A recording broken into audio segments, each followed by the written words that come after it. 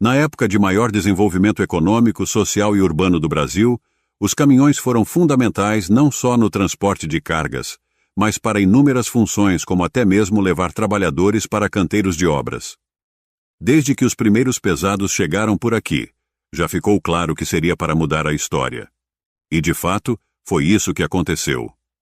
Algumas fábricas de caminhões se tornaram símbolo desse período, e uma delas é a FNM.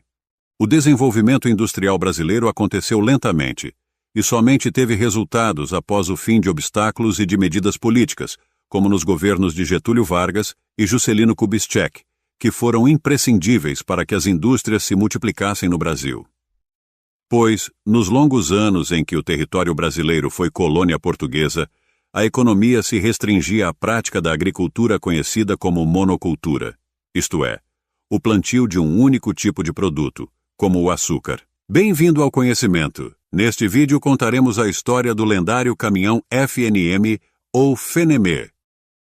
No fim dos anos 40, o Brasil, como boa parte do planeta, mantinha uma frota envelhecida de carros, utilitários e caminhões americanos e europeus dos anos 30.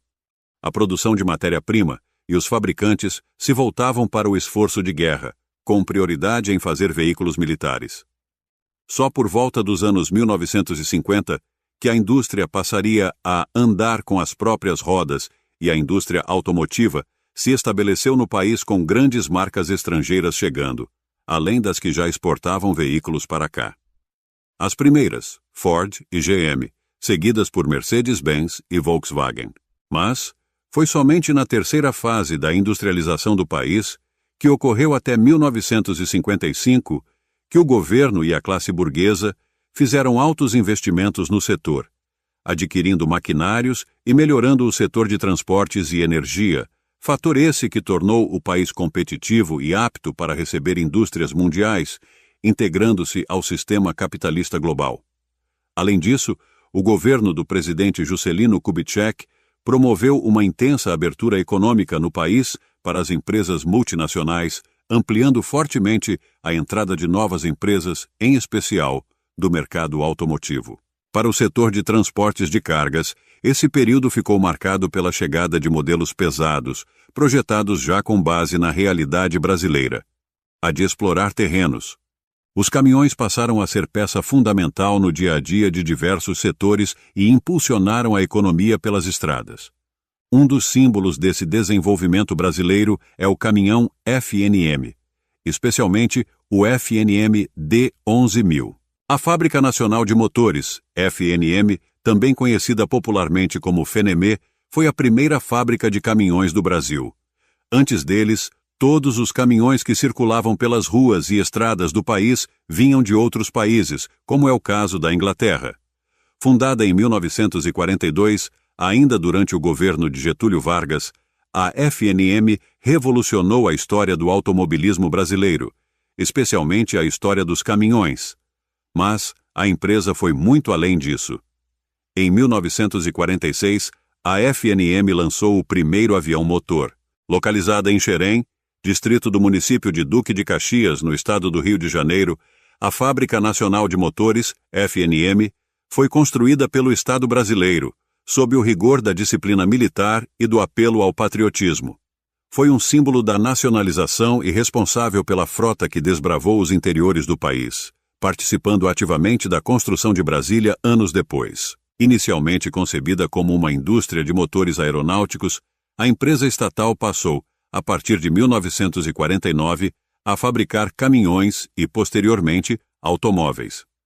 Seus vagarosos e resistentes caminhões ficaram conhecidos como FNM ou João Bobo, e seu automóvel ganhou o nome do presidente JK.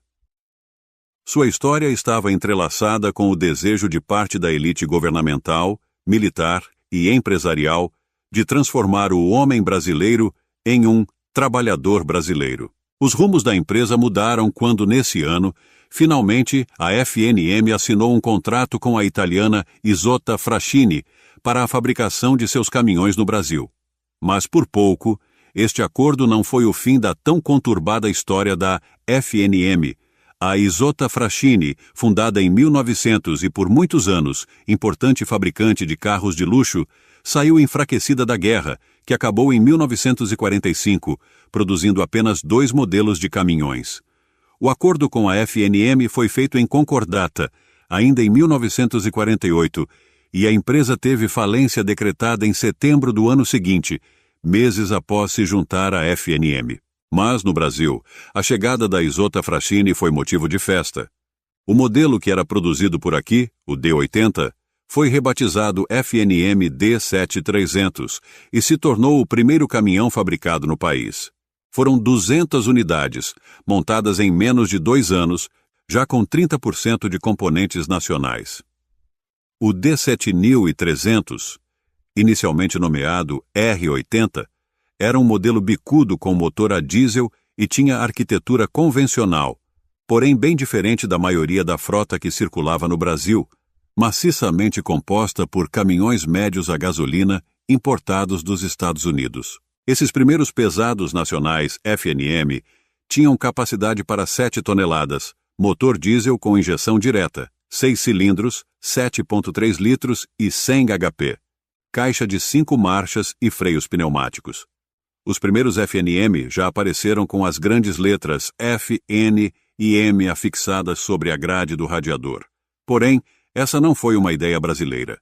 A empresa simplesmente replicava a Isotta Fraschini, que trazia as suas iniciais com 30 centímetros de altura, colocadas em destaque na frente dos veículos. Com a falência da Isotta, as negociações entre governo brasileiro e italiano encaminharam a FNM para um novo convênio de cooperação técnica, desta vez com outra fabricante de caminhões italianos, a Alfa Romeo. O acordo foi firmado em julho de 1950 e, através dele, a empresa encontrou, definitivamente, seu caminho. E mesmo passando por altos e baixos, conseguiu conquistar seu lugar na história, com o lendário e onipresente caminhão Fenemé, instrumento de desbravamento de novas fronteiras, símbolo da conquista do território brasileiro, o retrato mesmo da luta pela industrialização e desenvolvimento. O primeiro modelo fabricado no país, após o acordo com a Alfa Romeo, foi o D9500, com capacidade para 8 toneladas, ou 14 toneladas com reboque, motor diesel com injeção direta e 130 cavalos, eixo traseiro de dupla redução, 8 marchas à frente e 2 à ré e freios pneumáticos. O primeiro modelo fabricado no país, após o acordo com a Alfa Romeo, foi o D9500, com capacidade para 8 toneladas, ou 14 toneladas com reboque, motor diesel com injeção direta e 130 cavalos, eixo traseiro de dupla redução, 8 marchas à frente, 2 ré e freios pneumáticos. Em paralelo com a produção de caminhões, a FNM também fabricava peças para suprir o mercado de reposição, inclusive da concorrência, fornecendo material para Chevrolet, Ford e Willys. Além disso, desempenhou importante papel na formação do Parque Nacional de Autopeças, prestando assistência técnica e até mesmo financeira à nascente indústria nacional de componentes. Na primeira metade da década de 50, a empresa marcou presença em uma das iniciativas que mudariam a história dos transportes urbanos. Em 1955, desenvolveu com a Massari o projeto do Papa Filas, reboque com carroceria de ônibus para 220 passageiros, acoplado a um cavalo mecânico, ingênua proposta de solução dos críticos problemas de transporte urbano das capitais brasileiras. A experiência funcionou bem em algumas capitais, mas, poucos anos depois, os ônibus biarticulados, como vemos hoje, começaram a surgir. Nas estradas e no transporte de cargas, a presença dos caminhões FNM já era notada no cenário nacional. Mesmo que os Fenemês representassem apenas 1,5% da frota brasileira de caminhões maciçamente de porte médio e a gasolina em 1956, a marca brasileira era líder no segmento de caminhões pesados a diesel, correspondendo a cerca de 20% deles. Mais significativa ainda era sua posição em números absolutos. A frota FNM já era superior, por exemplo, ao total de Mercedes-Benz e Volvos importados que circulavam no país. Em 1958, foi lançado o modelo D11000, mais potente e com maior capacidade, 9 toneladas ou reboque de 18 toneladas, apresentado com 3 distâncias entre eixos, entre 3,60 e 4,40 metros. O FNM D11000 era equipado com motor de 6 cilindros e 150 cavalos. Embora nada tenha mudado esteticamente, o veículo trazia motor mais moderno, com bloco fundido em liga de alumínio, camisas removíveis e 7 mancais. Ainda que só contasse com 27,2% de componentes importados, o D11000 era anunciado como o caminhão com maior índice de nacionalização do país. O FNM D11000 ganhou o carinhoso apelido de barriga d'água, culpa de um vazamento de água no bloco que afetou muitos usuários. Estima-se que cerca de 30% dos modelos vendidos no primeiro ano tiveram esse problema. Mas é importante mencionar que a FNM fez a troca dos motores, o que pode ter sido o primeiro recall do Brasil. A explicação é a seguinte: o bloco de alumínio, ainda fundido na Itália, tinha um problema de porosidade, que permitia a passagem da água de refrigeração para fora, ou então para o cárter, contaminando o óleo e fazendo o motor fundir. Não havia um lugar específico para esse vazamento ocorrer, podendo ser em um ou mais pontos. Mas, além da questão pontual do motor, um outro detalhe ainda mais curioso do D11000 era o cruzamento de marchas. Para cada uma das 4 marchas à frente, havia uma reduzida controlada em uma alavanca extra no painel. Mesmo com todas essas curiosidades, o FNM D11000 teve grande sucesso inicial, elevando a produção de caminhões de 2.912 unidades, em 1958, para 3.990 no ano seguinte. O primeiro ano de produção do novo modelo foi também o melhor de toda a história da Fábrica Nacional de Motores. Essa disposição causava um hábito recorrente. Em algumas trocas, o motorista precisava tirar as 2 mãos do volante, mas, na passagem da 3ª para a 4ª marcha reduzida, ele poderia usar a mão e o cotovelo ao mesmo tempo. Consegue imaginar a cena? Ter 2 alavancas no câmbio fazia com que os Fenemês tivessem 4 marchas, mas, no fim das contas, possuíam 8 faixas de velocidade. Uma alavanca se move para cima e para baixo, e a outra possui 4 posições possíveis. Em 1960, a empresa atingiu a marca de 15.000 caminhões fabricados no país, com sua fábrica em processo de modernização e ampliação. Este, porém, seria o ápice da empresa. A partir daí, começaria a recuar no mercado de caminhões e sucumbiria frente aos novos e inovadores concorrentes nacionais com produtos tecnologicamente muito mais modernos, como o Scania Vabis e Mercedes-Benz. De 1958 a 1962, pouco foi mudado na gama de modelos, praticamente fixada em 1960, quando saiu a 2ª série do D11000, com a cabine padrão identificada pela nova posição das lanternas dianteiras, deslocadas para o lado dos faróis e pelas aberturas basculantes para ventilação interna. Numa das primeiras privatizações do país, em 1968, durante o regime militar, a FNM foi privatizada e passou a ser controlada pela italiana Alfa Romeo.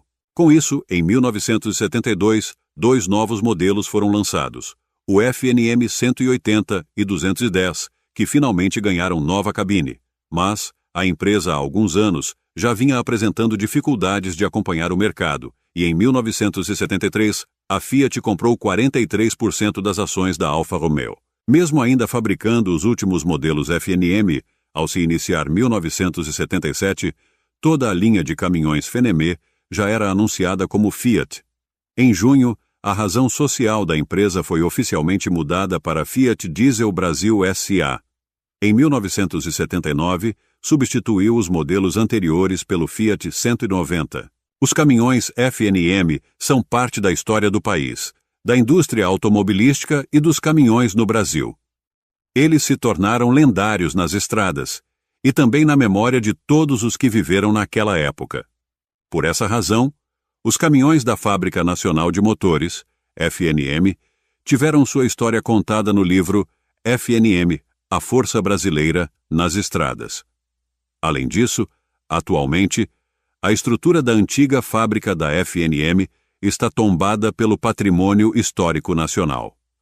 A história do FNM é um grande patrimônio para o nosso país e merece ser sempre lembrada, independentemente da geração de amantes de pesados. E você, estradeiro, é do tempo dos FNMs? Chegou a ver um desses clássicos de perto? Teve algum FNM que marcou sua vida? Então, que tal não deixar que essa importante memória seja esquecida e compartilhar esse vídeo com seus amigos do trecho? Se você gostou do vídeo, deixe seu like, seu comentário. Se ainda não é inscrito, ajude o canal. Muito obrigado.